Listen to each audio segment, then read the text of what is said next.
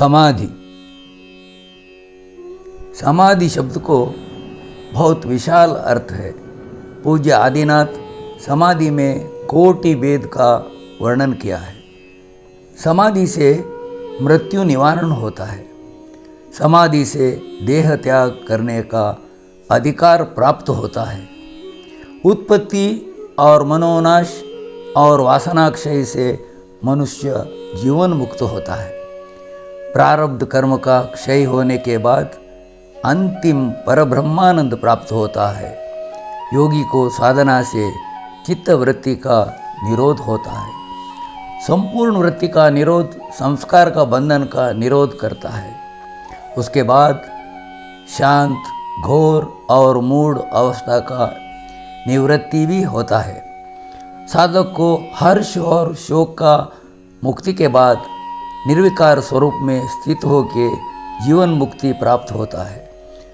प्राप्त हुआ भोग का अंत में अंतःकरण गुण का प्रतिप्रसव होने से औपचारिक रूप का अत्यंत निवृत्ति होके आत्यंतिक स्वरूप से उत्थान, निरोध, समाधि, संस्कार मन में लीन होता है।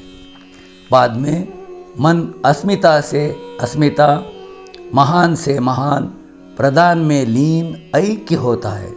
इसी प्रकार से चित्त का गुण अपना कारण स्वरूप से लय होता है। ये परम मुक्ति का परम स्थिति है। कारण गुरु, कार्य गुरु हमारा अंदर है। अभी कार्य बोले तो मन का काम है।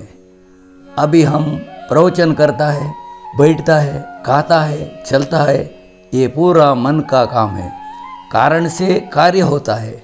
समाधि का वर्णन करने का कारण से अभी मैं कार्य में मग्न हो गया है। कारण बंद किया तो कार्य नहीं है। कार्य भी, मन भी लय होना चाहिए, लय होता है। कारण कार्य किसको लय हो गया वो अवधूत है, वही जीवन मुक्त है। आत्म को जन्म मरण नहीं है। थोड़ा दिन पहले तट्टेकेरे का अवधूत सिद्धप्पा जी को हम मिलने के लिए गया। उसके बाद उसका सेवा करने वाला राजू सिंगरोला हमारा आत्मीय है। वो बताया अवधूत सिद्धप्पा जी बात कम किया है, अपना कौपिन भी त्याग किया है, वो दिगंबर स्थिति में है। अभी वो समाधि लेता है ऐसा मेरे मन को लग रहा है। ऐसा मेरे को फ़ोन किया। वो अवधूत महात्मा को मालूम पड़ा। वो हंसते ही पूछा, मैं कैसे समाधि लेऊं, कैसे ले सकता? ನಾನು ಹುಟ್ಟಿಯೂ ಇಲ್ಲ, ನಾನು ಸಾವೂ ಇಲ್ಲ, ನನಗೆ ಹುಟ್ಟು ಸಾವುಗಳಿಲ್ಲ, ನನಗೆ ಕಾರಣ ಕಾರ್ಯವಿಲ್ಲ, ಹುಟ್ಟಿದರೆ ತಾನೇ ಸಾಯುವುದು ಬೋಲಾ है। मैं जन्म नहीं लिया, कैसे मरूं? जनन मरण नहीं तो समाधि कैसे लेऊं? यही परम मुक्ति, जीवन मुक्त का अवस्था है। वो जनन मरण रहित है। समाधि में अलग अलग प्रकार का समाधि है। हठयोग समाधि, ये समाधि बलात्कार से लेते हैं। साधना में ऊर्ध्व गति से आगे जाके प्राणमय कोश का अंतिम सीमा में समाधि स्थिति का आरंभ होता है। ये केवल एक अचेतन अवस्था है। ये एक तामसिक आवरण का है। ये स्थिति आगे जाने के बाद राजयोग का साधना करना चाहिए। राजयोग समाधि, हठयोग समाधि, चैतन्य समाधि का अंतर में 3 अवस्था प्राप्त होता है। ये तीनों राजयोग समाधि है। ये समाधि मनोमय कोश में होता है। ज्ञान योग समाधि, विज्ञानमय कोश से ज्ञान योग का समाधि आरंभ होता है। योग विद्या इधर से आरंभ होता है। उसमें संप्रज्ञात असंप्रज्ञात समाधि 2 विध का है। संप्रज्ञात समाधि, संप्रज्ञात समाधि में 4 प्रकार है। सविकल्प और निर्विकल्प समाधि, उसको सविकर्त समाधि और निर्विकर्त समाधि नाम है। तीसरा सविचार समाधि और निर्विचार समाधि है। इसका पूरा वर्णन हठयोग प्रदीपिका ग्रंथ में है। समाधि का अर्थ क्या है? समाधि का अर्थ वो अत्यंत विशाल है। घट का अंदर भी जल है, घट का बाहर भी जल है। समुद्र में एक घट को रखे तो वो घट फोड़ने के बाद समुद्र और घट का अंदर का जल एकत्व होता है। समाधि का अर्थ सम और अधि, ये शब्द को गुणधर्म का सामान्य अवस्था ही समाधि।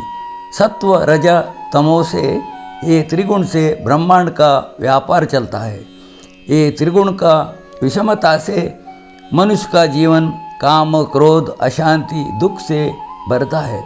सद्गुरु कृपा से ये त्रिगुण को साम्यावस्थे लाए तो जीवन मुक्ति प्राप्त होता है।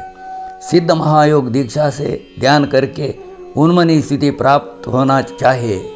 वो प्राप्त होने के बाद भाव मन बुद्धि से अतीत होने के बाद समदृष्टि मिलता है, वो प्राप्त होता है। समदृष्टि सब मानव को, प्राणी पक्षी को, विश्व को समदृष्टि से समानता से देखने का अवस्था प्राप्त होता है, वही समदृष्टि है। भावातीतम, भाव से, शुद्ध भाव से रहना, बाद में भाव से अतीत होना चाहिए, त्रिगुण रहित होना। माया को भी, माया का अष्टावरण को भेद करके परमात्मा परब्रह्म से संयोग होना चाहिए। यही अवधूतावस्था समाधि अवस्था है। असंप्रज्ञात समाधि, योगी सिद्ध बन के संप्रज्ञात सविकल्प निर्विकल्प सविचार निर्विचार समाधि स्थिति के पार होके एक विशेष अवस्था को प्राप्त करना चाहिए। ये अवस्था में कल्पना, विचार, विवेक, ये तीन शक्ति तटस्थ होता है, निःशब्द होता है, निःशब्द ब्रह्म है। बाद में सिद्ध महामुनि साक्षी रूप में रह के बुद्धि अहंकार शून्य करके इधर मैं मेरा नहीं है, वो स्थिति प्राप्त होता है। चित्तवृत्ति निरोध होता है। योग चित्तवृत्ति निरोध। शून्य और महाशून्य समाधि। सिद्ध असंप्रज्ञात समाधि में असंप्रज्ञात शून्य महाशून्य का तीन भेद में विज्ञानमय कोश में रह के आनंदमय कोश का समाधि प्राप्त करता है, प्राप्त भी होता है। ये समाधि स्थिति को धर्म मेघ बोलता है। यही संजीवनी समाधि है। ये मेघ रूप में चल के चिदाकाश में लय होता है। ये सर्वव्यापी है। शरीर और बाहर का जीव शिव का ऐक्य होके परब्रह्म से ऐक्य होता है। धर्म मेघ का वर्णन पुस्तक में, वेद उपनिषद में नहीं है। ऋषि सिद्ध वर्णन नहीं कर सकते हैं। उसका वर्णन खाली मौन होता है, मौन होता है। इसका विवरण कोई नहीं कर सकते हैं। उसको संजीवनी समाधि बोलता है। परोक्ष ज्ञान और अपरोक्ष ज्ञान। मैं ब्रह्म हूँ, ये ज्ञान को अपरोक्ष ज्ञान कहते हैं। मैं ब्रह्म हूँ ऐसा अनुभव किसको होता है, उसको अपरोक्ष ज्ञान कहते हैं। चित्त शुद्धि होना चाहिए। केवल गुरु उपदेश शास्त्र का पुस्तक ज्ञान से स्वयं प्रकाश ज्ञान प्राप्ति नहीं होता। ज्योति जलते रहते हैं, उसमें अंधेरा नाश होता है। ज्योति ज्योति शब्द को उच्चारण किया तो अंधेरा नहीं मिट सकता है। अद्वैत श्रवणम ज्ञान नहीं है, अद्वैत दर्शनम ज्ञानम। श्रवण मनन निधिध्यास, ये तीन साधना मार्ग से दर्शन भाग्य प्राप्त होता है। छाया पुरुष विद्या। हम खड़ा होके जमीन में सूर्य प्रकाश से हमारा प्रतिबिंब देख के आकाश के ऊपर देखे तो उधर हमारा शरीर का प्रतिबिंब दिखता है। ये साधना छाया पुरुष विद्या बोलते हैं। कोई ये साधना करता है, उसको आयु बढ़ता है, साधक को सिद्धि प्राप्त होता है। ऐसा सिद्ध पुरुष वायु को वश करके बहुत जगह में एक ही बार प्रकट हो सकता है। विचरण करने का विद्या प्राप्त करता है। इसको बाद में अंतराल में अपना छाया दर्शन कर सकते हैं। ये ब्रह्म विद्या नहीं है, इसको भी अविद्या बोलते हैं। स्वप्रतीक दर्शन। शक्तिपात सिद्ध महायोग साधना में गुरु शक्ति अंदर आके क्रिया करता है। एक बार मुझे बेविनकोप मल्लिकार्जुन मंदिर के सामने एक संगप्पनवर का घर में ध्यान में बैठते समय एक बड़ा मिरर आईना दिखा। वो बहुत स्वच्छ था, उसमें मेरा संपूर्ण प्रतिबिंब दर्शन हो गया। स्वच्छ चित्रण थोड़ा समय देख के वो अदृश्य हो गया। मैं सदगुरु परमहंस चैतन्य तीर्थ महाराज गुरु को पास पूछे तो ये स्व प्रतीक दर्शन बोला। शिव संहिता में ऐसा दर्शन से शरीर पवित्र होता है।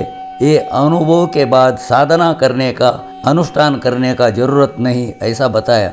पूर्व जन्म का साधना से, ये सिद्ध योग साधना से तुम सिद्ध हो गया, गुरु महाराज बताया। उसके बाद संजीवनी समाधि प्राप्त होगा। अभेद ज्ञान होना चाहिए। वेद केवल वाक्य में, शब्द में, वस्तु में नहीं, वास्तव में जीव रूप में परमात्मा है। हमारा अहम भी वही है। सूरज और उसका किरण अलग नहीं है। जीवात्मा और शिवात्मा एक ही है। समाधि, संजीवनी समाधि में अंदर का आत्मा और परब्रह्म एकत्व होता है। पूरा चिदाकाश में वही रहता है। अणु अणु का, कण कण में परमाणु है, वही परब्रह्म स्वरूप है। नमो नित्यानंद।